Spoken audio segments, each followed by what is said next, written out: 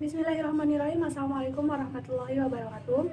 Sebelumnya perkenalkan kami dari kelompok 4 yang terdiri dari yang pertama Rija Ramadhani, yang kedua Putri Noviatul Khalifah, yang ketiga Wulan Suci Hidayati, dan yang keempat Rizkyati Amalia. Nah, pada kesempatan kali ini kami akan memaparkan terkait paradigma baru PPKN. Sebelum kita memasuki pada materi inti, tentunya kita akan mengetahui terlebih dahulu terkait kronologi perubahan istilah PKN menjadi PPKN. Perubahan PKN menjadi PPKN ini tentu memiliki tujuan nasional yang sebagaimana dijelaskan dalam Undang-Undang Nomor 20 Tahun 2003 bahwa untuk berkembangnya potensi peserta didik agar menjadi manusia yang beriman dan bertakwa kepada Tuhan Yang Maha Esa, berakhlak mulia, berilmu, kreatif, mandiri, serta menjadi warga yang demokratis dan bertanggung jawab. Jadi, untuk perubahan PKN menjadi PPKN ini telah dirangkum secara singkat dalam Kurikulum 2013 dengan tujuan untuk mempersiapkan insan Indonesia ini supaya memiliki kemampuan hidup sebagai pribadi dan warga negara yang beriman, produktif, kreatif, inovatif, efektif, serta mampu berkontribusi pada kehidupan bermasyarakat, berbangsa, dan bernegara. Nah, PPKN ini memiliki tujuan, yaitu untuk bisa menumbuhkan pengetahuan atau wawasan, serta kesadaran dalam bernegara, sikap dan juga perilaku yang cinta tanah air dan bersendikan kebudayaan bangsa, wawasan Nusantara juga ketahanan nasional di dalam diri para penerus bangsa.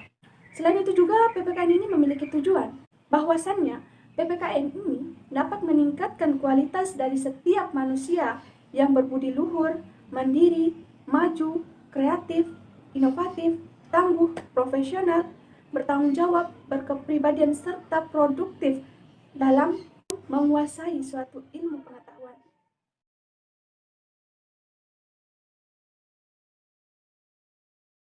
Nah, selanjutnya paradigma baru PPKN.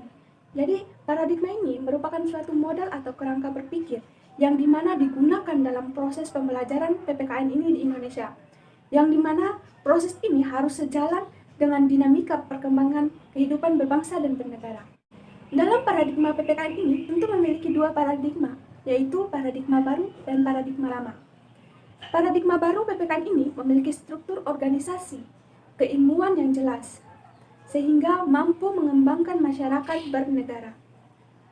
Dan paradigma baru ini dipergunakan untuk mengganti paradigma baru PKN yang dimana bercirikan struktur keilmuan yang tidak jelas. Paradigma baru PPKN ini sering kita kenal dengan PPKN yang bermutu. Kenapa PPKN paradigma baru ini dianggap bermutu? Karena dalam PPKN paradigma baru ini memiliki pengetahuan kewarganegaraan yang berbasis pada keilmuan yang jelas dan relevan bagi masyarakat demokratis, memiliki keterampilan kewarganegaraan, karakter kewarganegaraan yang dimana mampu untuk mengembangkan pembangunan karakter bangsa, pemberdayaan warga negara dan masyarakat kewargaan.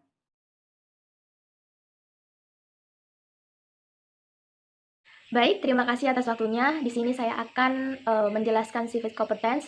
Sebelumnya dapat kita simpulkan bahwasanya PPKN paradigma baru ini seperti yang telah dijelaskan oleh rekan saya sebelumnya, bahwasanya dapat kita simpulkan visi atau tujuan pembelajaran PPKN paradigma baru ini yaitu meningkatkan kompetensi peserta didik agar menjadi warga negara yang berperan aktif dalam sistem pemerintahan yang demokratis.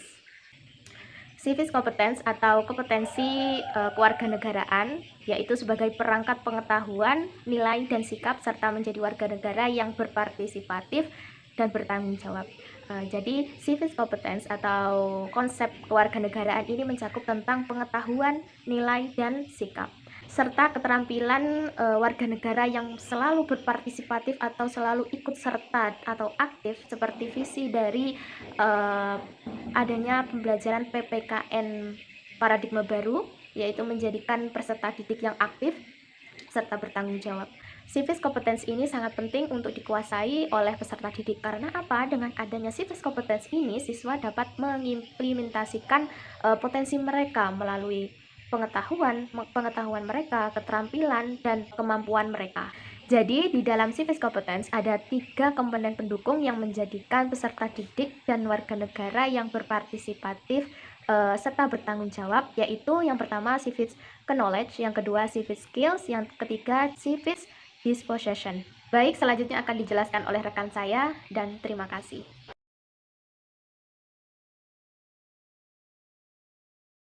Baik, selanjutnya kita akan menjelaskan terkait civis pertama dari civis competition. Tentunya yang pertama yaitu civis knowledge, yang dimana civis knowledge ini berarti pengetahuan kewarganegaraan. Jadi, civis knowledge ini merupakan materi substansi yang harus diketahui oleh warga negara, yang mana pada prinsipnya pengetahuan yang harus diketahui oleh warga negara ini harus berkaitan dengan hak, kewajiban, serta peran sebagai warga negara dan pengetahuan yang mendasar tentang struktur dan sistem politik, pemerintah dan sistem sosial yang ideal sebagaimana yang terdokumentasi dalam Pancasila dan Undang-Undang Dasar 1945, serta yang telah menjadi konvensi dalam kehidupan berbangsa dan bernegara dan nilai-nilai universal dalam masyarakat demokratis, serta cara-cara kerjasama untuk mewujudkan kemampuan bersama dalam hidup berdampingan secara damai dalam masyarakat internasional. Jadi, civis knowledge ini atau pengetahuan kewarganegaraan ini berkaitan dengan kandungan atau isi apa saja yang seharusnya diketahui oleh warga negara. Dan civic knowledge ini juga berkenaan dengan apa yang perlu kita ketahui dan kita pahami secara layak oleh warga negara. Dalam civic knowledge ini tentu memiliki aspek, yaitu menyangkut kemampuan akademik keilmuan yang dikembangkan dari berbagai teori atau konsep politik, hukum, dan moral. Nah, untuk menjelaskan terkait civic knowledge ini, saya telah mengambil dari para ahli yaitu Khalid Jarni menjelaskan bahwa civic knowledge ini yang berkaitan dengan gagasan dan informasi fundamental yang diketahui dan digunakan oleh pengajar untuk menjadi warga negara yang efektif dan bertanggung jawab dalam kehidupan yang demokratis. Jadi, dalam materi civic knowledge ini meliputi pengetahuan tentang hak dan tanggung jawab warga negara, hak asasi manusia, prinsip-prinsip dan proses demokrasi, lembaga pemerintah maupun non-pemerintah, identitas nasional, pemerintah mendasar hukum, dan peradilan yang bebas dan tidak memihak, konstitusi serta nilai-nilai dan moral dalam masyarakat. Dengan demikian, demi peningkatan civic knowledge ini dalam proses pembelajaran mengajar, maka pendidik mesti melakukan tanggung jawab secara optimal. Jadi proses belajar mengajar ini menjadi terkesan dan bermakna bagi kehidupan setiap peserta didik jika ditopang oleh model pembelajaran yang bisa memicu mereka untuk semangat menyerap ilmu. Terima kasih. Untuk materi selanjutnya akan dijelaskan oleh rekan saya.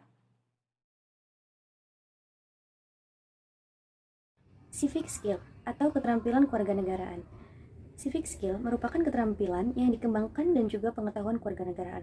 Alasan dikembangkannya keterampilan tersebut yaitu agar mengetahui yang kita peroleh dari menjadi suatu yang bermakna dan juga bermanfaat dalam menghadapi suatu masalah-masalah kehidupan yang berbangsa dan juga bernegara. Civic skill itu mencakup beberapa aspek, yaitu intellectual skill dan juga participation skill. Intellectual skill yang terpenting bagi terbentuknya warga negara yang berwawasan luas, efektif, dan juga bertanggung jawab, antara lain yaitu berpikir kritis. Berikut merupakan unsur-unsur dari intellectual skill dan juga participation skill.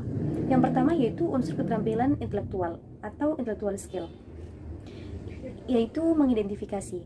Nah, mengidentifikasi di sini itu seperti apa? Yaitu membedakan, kemudian mengelompokkan skill tersebut, lalu menentukan bahwa sesuatu itu asli atau bukannya. Yang kedua yaitu menggambarkan. Menggambarkan di sini itu misalnya seperti apa? Yaitu seperti proses, lembaga, fungsi, alat, tujuan, dan juga kualitas. Proses ini di sini itu kita itu harus melihat proses dari skill tersebut itu seperti apa dan menentukan lembaganya itu lembaga apa.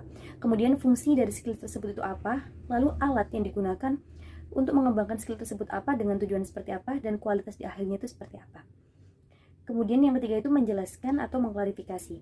Misalnya itu tentang sebab-sebab terjadinya suatu peristiwa, lalu makna dan pentingnya peristiwa, dan yang terakhir yaitu alasan bertindak.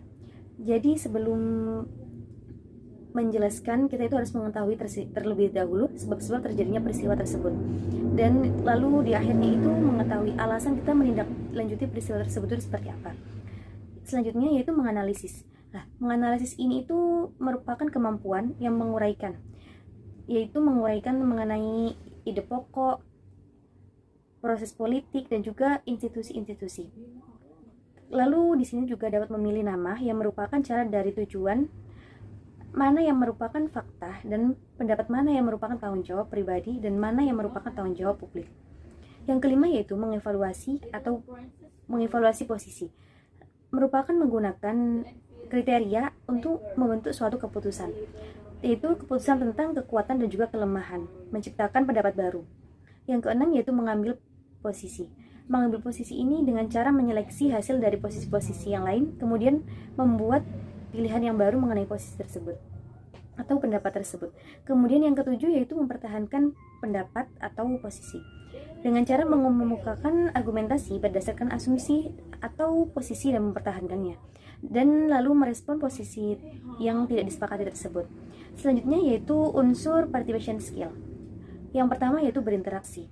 Berinteraksi di sini kita harus berinteraksi terhadap objek yang berkaitan dengan masalah-masalah publik. Contohnya itu seperti bertanya, menjawab, diskusi dengan cara sopan santun. Lalu membangun kompromi agar mengelola konflik secara damai. Yang kedua yaitu memantau atau memonitor masalah publik dan pemerintahan, terutama dalam penanganan persoalan-persoalan publik. Yang termasuk hal tersebut yaitu adalah menggunakan berbagai sumber informasi seperti perpustakaan, surat kabar, TV, dan juga lain sebagainya. Contohnya itu seperti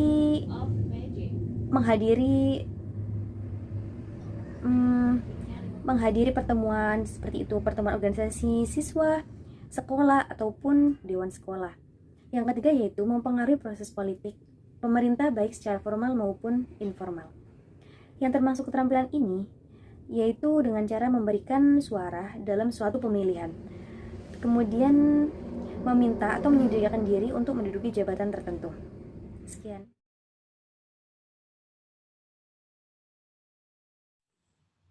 Oke, selanjutnya adalah civic disposition atau karakter kewarganegaraan. Nah, karakter kewarganegaraan adalah sifat atau watak yang harus dimiliki oleh setiap warga negara untuk mendukung efektivitas partisipasi politik. Nah, apa sih fungsinya? Fungsinya agar sistem politik sehat, berkembangnya martabat dan harga diri, serta untuk kepentingan umum. Kemudian, karakter kewarganegaraan perlahan muncul dari akibat apa yang dipelajari dan dipahami oleh seseorang. Bisa jadi mulai dari lingkungan keluarga, lingkungan masyarakat, lingkungan sekolah, atau lingkungan organisasi-organisasi yang mereka ikuti. Nah, dari pengaruh-pengaruh tersebut, kita harus membangkitkan pemahaman bahwa demokrasi mensyaratkan 4 pemerintahan mandiri yang bertanggung jawab untuk kita sendiri, atau untuk diri sendiri, seperti menumbuhkan karakter publik dan karakter privat. Nah, apa sih karakter privat itu? Karakter privat itu seperti menumbuhkan sikap atau watak yang bertanggung jawab, disiplin, bermoral, dan menghargai harkat dan martabat manusia dari tiap individu. Kemudian karakter publik ini meliputi menumbuhkan kepedulian sebagai warga negara, mengindahkan aturan main atau rule of law, kemudian kesopanan, serta berpikir kritis. Dari karakter publik dan karakter privat tadi, itu harus saling ditumbuhkan agar nantinya demokrasi berjalan dengan sukses. Kemudian kita sebagai calon guru, kita harus bisa mengimplementasikan karakter tersebut terhadap peserta didik kita, agar nantinya peserta didik kita bisa menjadi generasi yang berkarakter sesuai dengan nilai-nilai Pancasila. Mungkin ini saja dari pemaparan kelompok kami terkait paradigma baru PPKN. Lebih dan kurangnya kami mohon maaf. Wabillahi taufiq wal hidayah. Wassalamualaikum warahmatullahi wabarakatuh.